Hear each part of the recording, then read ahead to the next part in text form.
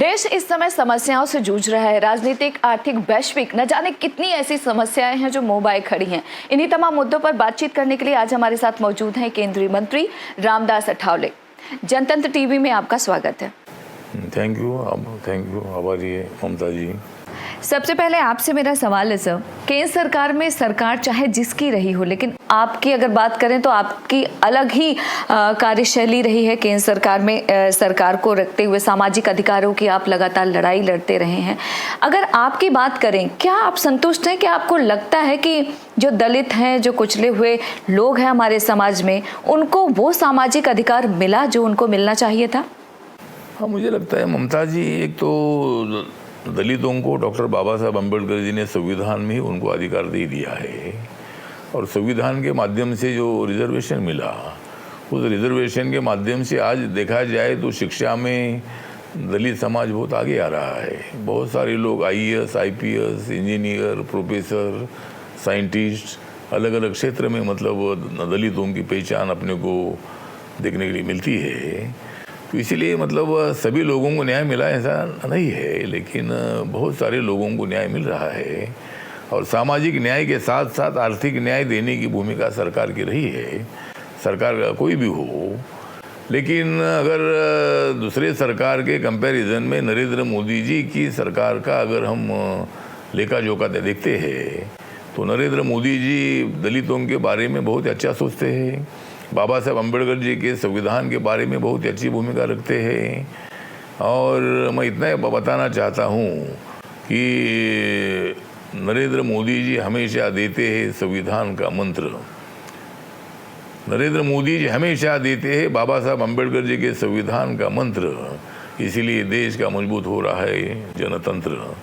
तो बहुत अच्छी बात है कि दलितों को सामाजिक न्याय मिल भी रहा है, लेकिन दलित पर अत्याचार भी हो रहे हैं।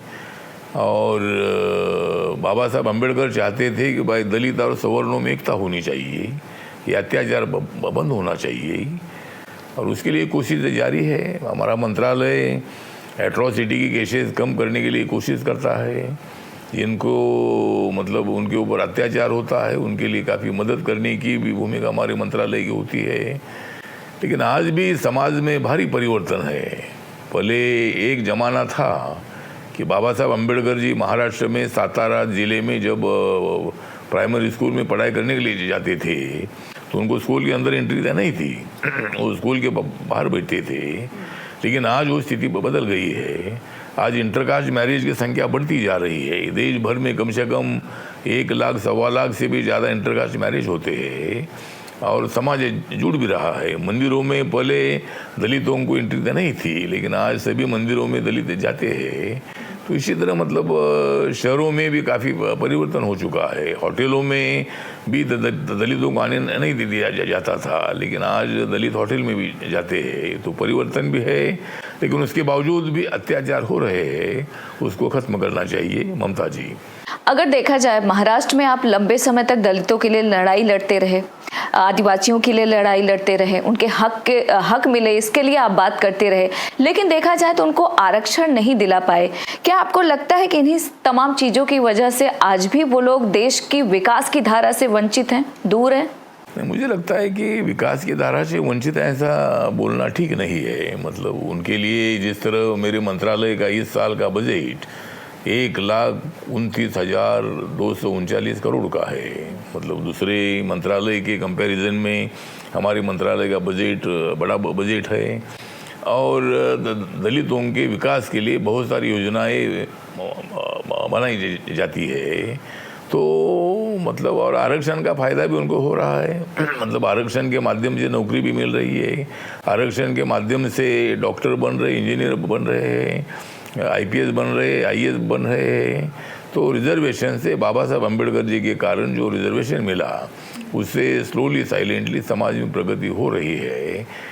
और अभी हमें आगे ये कोशिश करनी है कि जिस तरह हमारे मंत्रालय में वेंचर कैपिटल फंड नाम की स्कीम शुरू की है, 20 लाख रुपए से लेकर 15 करोड़ तक हम 75% इंटरेस्ट से लोन देते हैं, और अपनी लिमिटेड कंपनी बनाकर अपना उद्योग शुरू करने की जो भूमिका है ये हमारी सरकार की है। अलग अलग NSFDC है, वो उनके माध्यम से भी मतलब उनको मदद मिलती है। दिव्यांग जनों के लिए फाइनेंस डेवलपमेंट कॉरपोरेशन है, OBC के लिए फाइनेंस डेवलपमेंट कॉरपोरेशन है, शेड्यूल कास्ट के लिए फाइनेंस डेवलपमेंट कॉरपोरेशन है। तो इसी तरह मतलब उनको आर्थिक उनकी प्रगति करने के लिए माननीय नरेंद्र मोदी जी की कोशिश है कि दलित अपने पैर पर खड़ा रहे और विकास की दिशा से आगे बढ़े। कोरोना संक्रमण की अगर बात करें तो सरकारें तमाम कोशिशें कर रही हैं ताकि संक्रमण हमारे समाज से, देश से बाहर जाए, लेकिन देखा जाए जमीनी हकीकत बिल्कुल अलग है। एक वर्ग के पास सुविधाएं तो पहुंच रही हैं, लेकिन अगर दलित आदिवासियों की बात करें तो उनके पास वो सुविधाएं नहीं पहुंच रही हैं जो पहुंचनी चाहिए। उसके लिए आप किसे जिम्मेदार मानते हैं? हाँ, तो मतलब मुझे लगता है कि सुविधाएं पहुंच नहीं रहे ऐसा तो नहीं है। जिनके पास रेशनिंग कार्ड है, और अभी माननीय नरेंद्र मोदी जी ने 2020 में भी जो 80 करोड़ लोगों को जो अनाज है, अनाज फ्री में देने का निर्णय लिया था। अभी भी दिवाली तक मतलब सेकंड फेज में जब कोरोना बढ़ता गया, लॉकडाउन लग गया, तो दिवाली तक मतलब उनको फ्री में अनाज देने की अनाउंसमेंट हुई और सब लोगों को अनाज मिल रहा है। तो उनको वंचित रहना पड़ता है ऐसा बिल्कुल नहीं है। आज दलित अपने हक के लिए लड़ाई लड़ते हैं। अगर उनके ऊपर अन्याय होता है तो आवाज़ उठाते हैं। अगर उनको कुछ सरकारी योजना का फ़ायदा नहीं मिला तो आवाज़ उठाते हैं, वो रैली निकालते हैं, प्रशासन को मिलते हैं। तो इसीलिए एकदम उनको कुछ मिलता नहीं ऐसा तो नहीं है। लेकिन आज भी ये बात सही है कि गाँव में दलित समाज में प्रगति भी हो रही है, मगर दलित समाज के पास ज़मीन नहीं है। एग्रीकल्चर के लिए उनके पास ज़मीन नहीं हो, खेत मजदूरी का काम करते हैं, सफाई मजदूरों का काम करते हैं। तो मैंने मांग किया था कि भाई हर दलित को 5 एकड़ ज़मीन मिलनी चाहिए। अपने देश में कम से कम 20 करोड़ एकड़ ज़मीन ये वैकेंट लैंड है। अगर एक दलित फैमिली को या भूमिहीन फैमिली को 5 एकड़ ज़मीन मिलती है तो गांव में वो मतलब अपना जो संसार है वो संसार अच्छी तरह डेवलप कर सकते हैं। और इसीलिए हमारी कोशिश है कि हर फैमिली को 5 एकड़ ज़मीन मिलनी चाहिए। मैं जिस राज्यों में जाकर आया उन मुख्यमंत्रियों से मैंने बात की है और बहुत सारे राज्यों में भी इसी तरह का निर्णय हो रहा है। जिस तरह उत्तर प्रदेश में भी माननीय योगी आदित्यनाथ जी ने भी मतलब पट्टे देने का काम बीच में किया था। तो इसी तरह गांव में रहने वाले जो लोग हैं उनको एग्रीकल्चर की 5 एकड़ ज़मीन मिलती है, डेयरी डेवलपमेंट के लिए 5-10 गाय भैंसें मिलती है और उसमें से मतलब वो अपनी इकोनॉमिकली अच्छी प्रगति कर सकते हैं। और शहरों में आने वाले लोगों की संख्या कम भी हो सकती है। शहरों में जो बढ़ते हुए स्लम है वो भी कम हो सकते हैं। इसीलिए गांव में उनको तो रोजगार मिलेगा तो गांव में अपनी अच्छी प्रगति कर सकते हैं। अगर यूपी की बात करें तो दलितों की लड़ाई का नाम देते हुए मायावती सत्ता में आई, लंबे समय तक वहां पर मुख्यमंत्री भी रही, लेकिन दलित हाशिए पर ही रहे। क्या आपको लगता है कि इन्हीं तमाम चीजों की वजह से दलितों का जो भरोसा है वो उठता जा रहा है? हाँ, मतलब ये बात सही है कि खाली मायावती को 4 बार मुख्यमंत्री बनने का मौका मिला, लेकिन जहाँ तक उत्तर प्रदेश के दलितों की बात अगर हम करते हैं तो उत्तर प्रदेश में मतलब जो दलित है उनके प्रगति के लिए जिस तरह योजनाएं बनानी चाहिए थी, उनको ज़मीन देना चाहिए था, उनको रोज़गार देना चाहिए था, उनको मकान देना चाहिए था, ये सारी चीज़ें मायावती को करने का मौका था। लेकिन उन्होंने मतलब दलितों के विकास की लड़ाई नहीं लड़ी, उनको न्याय नहीं दिया, खाली बातें करने का काम मायावती करती रही। और इसलिए आज मतलब वहाँ का जो दलित है ये दलित भारी संख्या में BSP छोड़ रहा है। और हमारी जो रिपब्लिकन पार्टी है, ये रिपब्लिकन पार्टी ऑफ इंडिया, एक ज़माना था कि चरण सिंह के सरकार के टाइम पर हमारे 19 MLA थे, हाथी सिंबल हमारा था और हमारी 4 मतलब मंत्री मतलब वो सरकार में थे। पंजाब में, हरियाणा में हमारे RPI सत्ता में थी। अब्बास मलिक नाम के दिल्ली के मेयर RPI के टिकट पर चुनकर आए थे और वो यहाँ के मेयर बने थे। तो इसी तरह मतलब उत्तर प्रदेश की जो स्थिति है, अभी हमारी कोशिश है कि भाई मायावती ने दलितों को तो धोखा दे दिया है। दलितों के साथ मतलब जिस तरह विकास की लड़ाई लड़नी चाहिए थी, उनको न्याय देना चाहिए था सत्ता होने के बाद भी, तो दलितों को न्याय मिला नहीं है। सामाजिक न्याय भी नहीं मिला, आर्थिक न्याय भी नहीं मिला।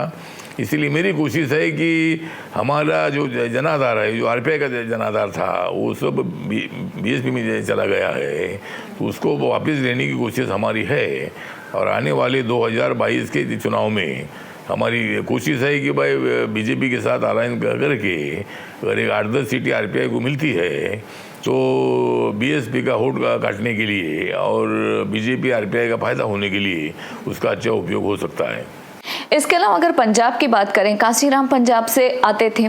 अगर पंजाब की हम बात करें, तकरीबन 40% दलित हैं। कहा जा सकता है कि सबसे ज़्यादा दलित पंजाब में है। उसके लिए आपके पास कोई प्लान है?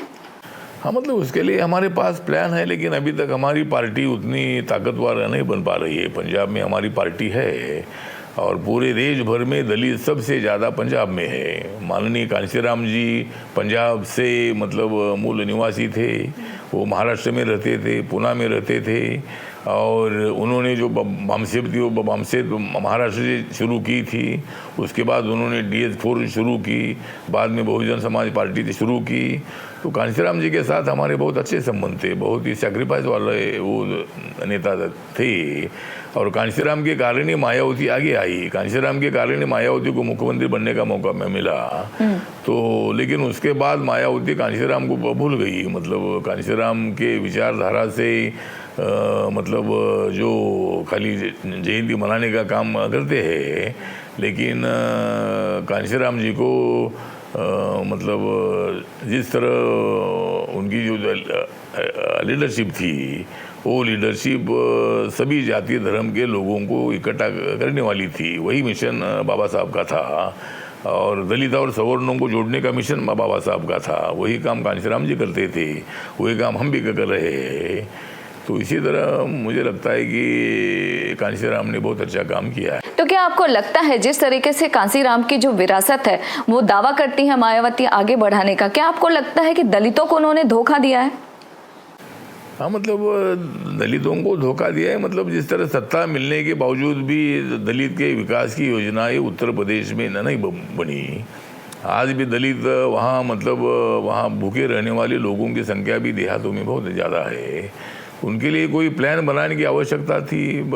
4 बार मुख्यमंत्री बनने का मौका अगर मायावती को मिला था, पूरी सत्ता उनके हाथ में थी, मेजॉरिटी उनको भी मिली थी। मतलब एक बार तो मतलब 206 सीटें उनकी चुनकर आई थी। तो मायावती ने दलितों को धोखा दिया है, इसीलिए दलित अभी उनके तरफ से हट रहे हैं, उनसे उनकी नफरत कर रहे हैं और बहुत सारे दलित अभी आरपीआई में आ रहे हैं। आने वाले समय में यूपी, उत्तराखंड, पंजाब समेत 5 राज्यों में विधानसभा चुनाव होने वाला है। ऐसे में अगर आपकी पार्टी की बात करें तो रणनीति क्या होगी आप लोगों की? हाँ, तो हमारी पार्टी की रणनीति ये होगी कि हर राज्यों में बीजेपी का समर्थन करना, क्योंकि आरपीआई एनडीए के साथ है, बीजेपी के साथ है। और अभी मतलब 2-3 दिन पहले मैंने माननीय JP नड्डा साहब जो बीजेपी के राष्ट्रीय अध्यक्ष हैं, उनकी मुलाकात कम से कम आधा घंटा तक बीजेपी कार्यालय में मैंने ली और उनके साथ मैंने बातचीत करते वक्त हमने बताया है कि भाई 5 राज्यों में रिपब्लिकन पार्टी है, उतनी स्ट्रांग नहीं है, लेकिन उत्तर प्रदेश में रिपब्लिकन पार्टी उभर रही है। रिपब्लिकन पार्टी को अगर 8-10 सीटें मिलती है तो बीजेपी को उसका ज़्यादा फायदा होगा। जिस तरह वेस्ट बंगाल में ऐसा हुआ कि माननीय अमित शाह जी बोल रहे थे कि हम 200 पार करेंगे, लेकिन बीजेपी की कम से कम 95-96 सीटें जो है, ये सीटें 1000-2000 वोट से हार गई। और उसका कारण ये था कि मैंने नड्डा साहब को भी बताया कि भाई वो सीटें 1000-2000 में हारी और कम्युनिस्ट पार्टी और कांग्रेस पार्टी ने वोट ही नहीं लिया। मतलब उन्होंने अगर कुछ वोट और भी 1-आधा% लेते थे तो बीजेपी 170-180 के ऊपर जाती थी और वहाँ बीजेपी की सत्ता निश्चित रूप से आती थी। तो वहाँ आरपीआई को साथ में लिया नहीं, हमने बोला था कि भाई हमको 2-3 सीटें दे दीजिए। और वहाँ तो दलितों का परसेंटेज भी पंजाब के बाद सबसे ज़्यादा वेस्ट बंगाल में है और इसीलिए मतलब आरपीआई को साथ में लेने से बीजेपी का फ़ायदा हो सकता है। और उत्तर प्रदेश में भी हमने बोला है कि हमको आरपीआई को 8-10 सीटें मिलनी चाहिए। और अभी हमने एक 26 नवंबर जो संविधान दिन है, उसी दिन रमाबाई मैदान जो लखनऊ में है, वह कम से कम 1 लाख लोग जमा करने का प्लान हमने किया है और वहाँ एक बड़ी सभा मतलब रिपब्लिकन पार्टी ऑफ इंडिया की होगी, और इसीलिए हमारी कोशिश जारी है। उत्तर प्रदेश में मुझे लगता है कि योगी आदित्यनाथ जी अच्छा काम कर रहे हैं, केशव प्रसाद मौर्य जी अच्छा काम कर रहे हैं, बाकी का मंत्रिमंडल भी अच्छा काम कर रहा है, बहुत सारे निर्णय। तो क्या आपको लगता है कि यूपी चुनाव में अगर आपकी पार्टी उतरती है तो बसपा का वोट काटेंगे आप लोग? मतलब बसपा का वोट काट लेगा, मतलब वोट हमारा ही वोट है, मतलब वो जो हमारा ही वोट है, बसपा का वोट कटेगा तो ऑटोमेटिकली बीजेपी का फायदा होगा। और वहाँ बसपा और सपा जो है ये तो अलग अलग लड़ने वाले हैं, और ऑटोमेटिकली बीजेपी का फायदा होने वाला है। 2017 में जब चुनाव हुआ था तो बीजेपी को 325 सीटें मिली थी, तो अभी भी मतलब 300 पार करने का प्लान हमारा है, और इसीलिए आरपीआई का अगर सहारा लिया जाता है, आरपीआई का सपोर्ट लिया जाता है, तो बीजेपी को और भी ज़्यादा फायदा हो जाएगा। और इसीलिए हमारी कोशिश जारी है। मैंने नड्डा साहब से बात की है, अमित भाई से भी हम बात करने वाले हैं, मोदी साहब से बात करने वाले हैं, और आरपीआई को साथ में लेना चाहिए। और अभी बीजेपी ने तय किया है कि जो छोटे छोटे दल है, ऐसे दलों को साथ में लेकर आगे की रणनीति तय करने वाले हैं, और इसीलिए आरपीआई को साथ लेना चाहिए। और अभी जो 5 राज्य है, जहाँ उत्तर प्रदेश है, उत्तराखंड है, पंजाब है, मणिपुर है, गोवा है, ये 5 राज्यों में रिपब्लिकन पार्टी का यूनिट है। तो बाकी के राज्यों में एक दो सीटें अगर हमको मिलती है, और उत्तर प्रदेश में 8-10 सीटें अगर मिलती है, तो बीएसपी का काफ़ी वोट हम लेने में सफल हो सकते हैं। ममता जी, हाल ही में देखा गया कि महाराष्ट्र के मुख्यमंत्री उद्धव ठाकरे ने प्रधानमंत्री से अलग से मुलाकात की। आपने पहले भी जब खटपट की स्थिति थी तब भी बीच में आपने मध्यस्थता करने की कोशिश की थी, और आपने ये भी कहा कि आने वाले समय में शिवसेना और भाजपा मुमकिन है कि महाराष्ट्र में सरकार बनाए। क्या आपको लगता है कि ये संभव हो पाएगा? हाँ, मुझे लगता है कि राजनीति में कोई भी असंभव नहीं होता है, मतलब हर बात संभव होती है। जिस तरह कांग्रेस और राष्ट्रवादी कांग्रेस पार्टी के साथ शिवसेना जो चली गई, ये संभव नहीं था, लेकिन वो संभव हो गया। राजनीति में कुछ भी हो सकता है। और माननीय प्रधानमंत्री नरेंद्र मोदी जी के साथ उद्धव ठाकरे जी के संबंध बहुत अच्छे हैं। अभी अभी उनकी मुलाकात भी हुई थी, और कुछ इशू पर लेकर तो आए थे, लेकिन बाद में उनकी अलग से भी चर्चा हुई। और उसमें मतलब हमको ये लगता है कि शिवसेना ने बीजेपी के साथ आकर 2.5 साल का मुख्यमंत्री पद जो है, 2.5 साल वो मुख्यमंत्री रहे उद्धव ठाकरे जी, 2.5 साल देवेंद्र फडणवीस जी को मुख्यमंत्री बनाए। दोनों के 50% मतलब मंत्री उसमें रहे। अगर डिप्टी सीएम बनाना है तो 2 डिप्टी सीएम भी बना जा सकते हैं। तो इसी तरह मुझे लगता है कि शिवसेना का बीजेपी के साथ आने में फ़ायदा है, और कांग्रेस एनसीपी के साथ रहने में उनका भारी नुकसान है। अभी वहाँ के जो एमएलए है थाना के प्रताप सरनाईक, उन्होंने माननीय उद्धव ठाकरे जी को पत्र लिखा है, और उसमें उन्होंने अपनी भूमिका रखी है कि भाई शिवसेना ने बीजेपी के साथ गठबंधन करके सरकार बनानी चाहिए। इसी तरह की बहुत सारे एमएलए की भूमिका है, शिवसेना के लोगों की भूमिका है, और बीजेपी भी मतलब उसके लिए तैयार है। बीजेपी भी, क्योंकि आपके भविष्यवाणी को इसलिए भी बल मिला, कुछ दिन पहले शरद पवार के घर पे एक बड़ी बैठक बुलाई गई थी जिसमें तमाम नेता शामिल हुए, लेकिन कांग्रेस और शिवसेना से कोई नहीं आया। तो क्या आपको लगता है कि आपने जो भविष्यवाणी की थी उसको ज्यादा ताकत मिल रही है इन तमाम चीजों से? हाँ, ये तमाम चीज़ों में ताकत भी मिल गई, क्योंकि शिवसेना सत्ता में खाली महाराष्ट्र में है, लेकिन ऐसा कोई नरेंद्र मोदी जी के खिलाफ कोई मोर्चा बनता है तो उसमें शिवसेना जाने की तैयारी में बिल्कुल नहीं है, ना कांग्रेस पार्टी भी वहाँ गई। और तीसरा मोर्चा जो है, माननीय शरद पवार जी के बारे में हमको भारी रिस्पेक्ट है। वो महाराष्ट्र के जाने माने नेता है, केंद्र में भी वो कई दिन मतलब सत्ता में रहे हैं। और मतलब तो जिस तरह प्रशांत किशोर जी है, तो हर बार प्रशांत किशोर जी सफल होते हैं ऐसा बिल्कुल नहीं है। अगर ममता बनर्जी के साथ प्रशांत किशोर जी थे, इसीलिए मतलब ममता जी को सफलता मिली ऐसा हमारा मानना बिल्कुल नहीं है।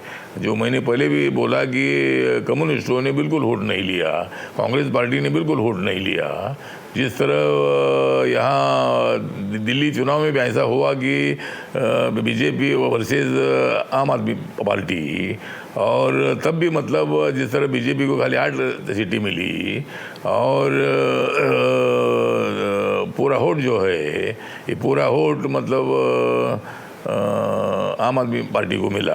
तो उसी तरह वेस्ट बंगाल में भी ऐसा हुआ कि कम्युनिस्टों को बिल्कुल वोट नहीं मिला, कांग्रेस को बिल्कुल वोट नहीं मिला। वो अगर और भी थोड़ा सा वोट लेते थे, आधा % या 1% वोट लेते थे, तो ऑटोमेटिकली बीजेपी को सफलता मिलती थी। तो इसीलिए प्रशांत किशोर जी हर जगह पर सफल होते हैं ऐसा बिल्कुल नहीं है। 2019 में हमारे साथ नहीं थे, 2014 में मोदी जी के साथ वो जरूर थे, लेकिन मोदी जी ने मतलब इतना बड़ा प्रचार किया, 450 सभाएं उन्होंने ली, कांग्रेस के भ्रष्टाचार के खिलाफ उन्होंने एक जंग लड़ा, और इसीलिए लोगों के मन में उनके बारे में आदर निर्माण हुआ और बहुत बड़ी संख्या में लोग उनके साथ आए। मोदी मोदी मोदी इसी तरह का आवाज़ पूरे देश भर में गूंजता रहा।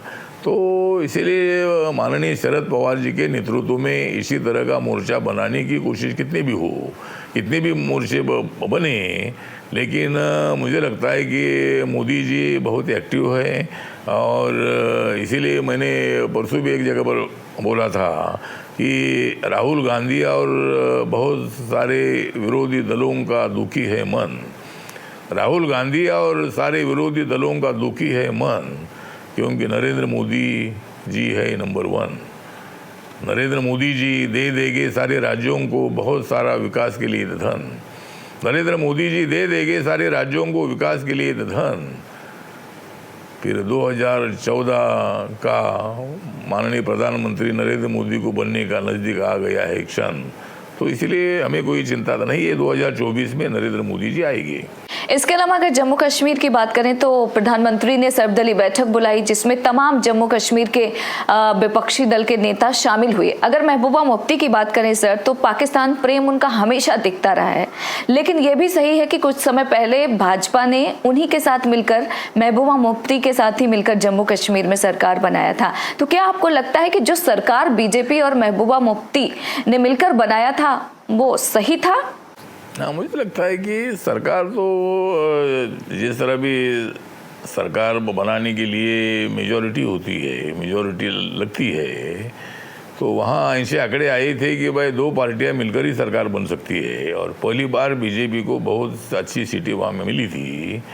तो कुछ कॉमन मिनिमम प्रोग्राम पर मतलब बीजेपी और महबूबा मुफ्ती जी एक साथ आए थे और उनकी तो सरकार बनी थी, लेकिन बाद में वो तो सरकार ज़्यादा दिन नहीं जैसे ली। अभी कल जम्मू कश्मीर के 14 पार्टी के नेताओं को माननीय नरेंद्र मोदी जी ने अपने निवास स्थान पर बुलाया था। 3 घंटा तक चर्चा हुई थी, और 3 घंटा तक चर्चा होने के बाद उसमें जम्मू कश्मीर को राज्य का दर्जा देने के बारे में, जम्मू कश्मीर के विकास के बारे में वहाँ चर्चा हुई, और माननीय प्रधानमंत्री जी ने आश्वासित किया है कि अपनी पार्टी अलग अलग जरूर हो, लेकिन लोकतंत्र को अपने को मजबूत करना है, और मैं पूरा सहयोग देने के लिए आपको तैयार हूँ। और इसी तरह की बातचीत वहाँ हुई है। लेकिन पाकिस्तान के साथ बातचीत के बारे में जो मुफ्ती महबूबा जो बोल रही है, उसके लिए हमारा विरोध नहीं है। पाकिस्तान के साथ बातचीत करने में दिक्कत नहीं है, लेकिन आतंकवाद खत्म करने का ऐलान पाकिस्तान करने वाला है क्या?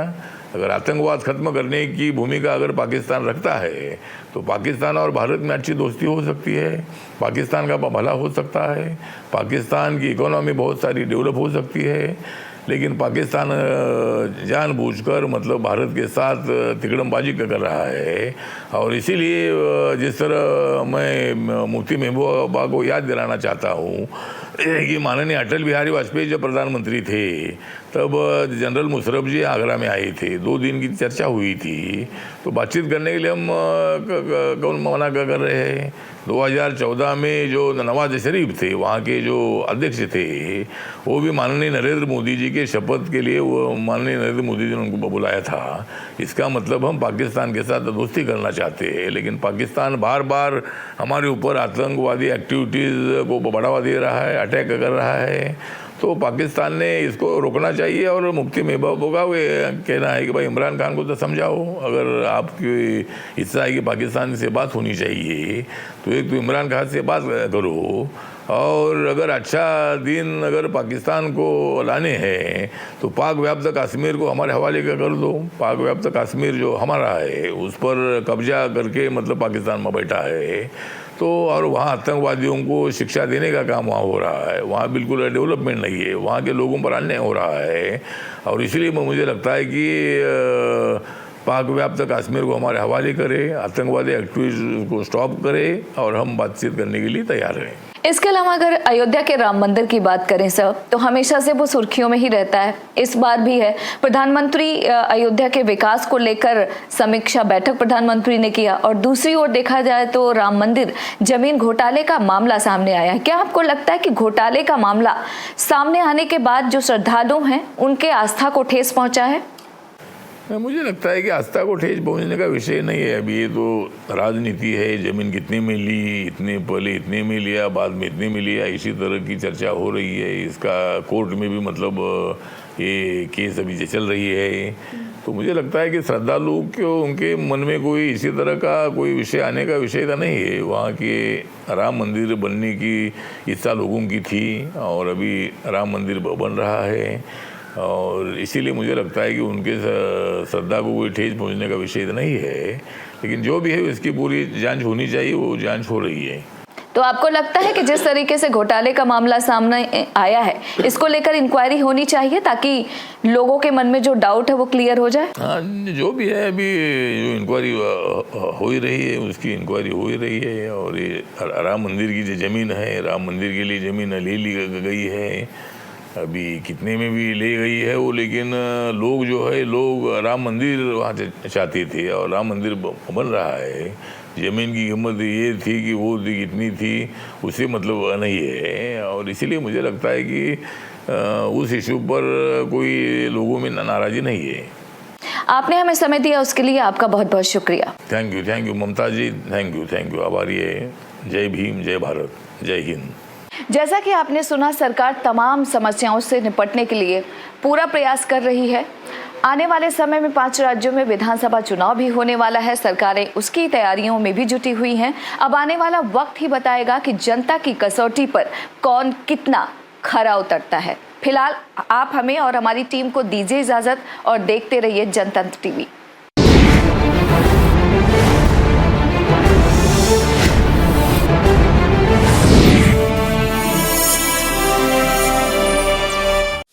खबरों के निष्पक्ष विश्लेषण के लिए सब्सक्राइब करें Jantantra TV and press the bell icon. Never miss any update.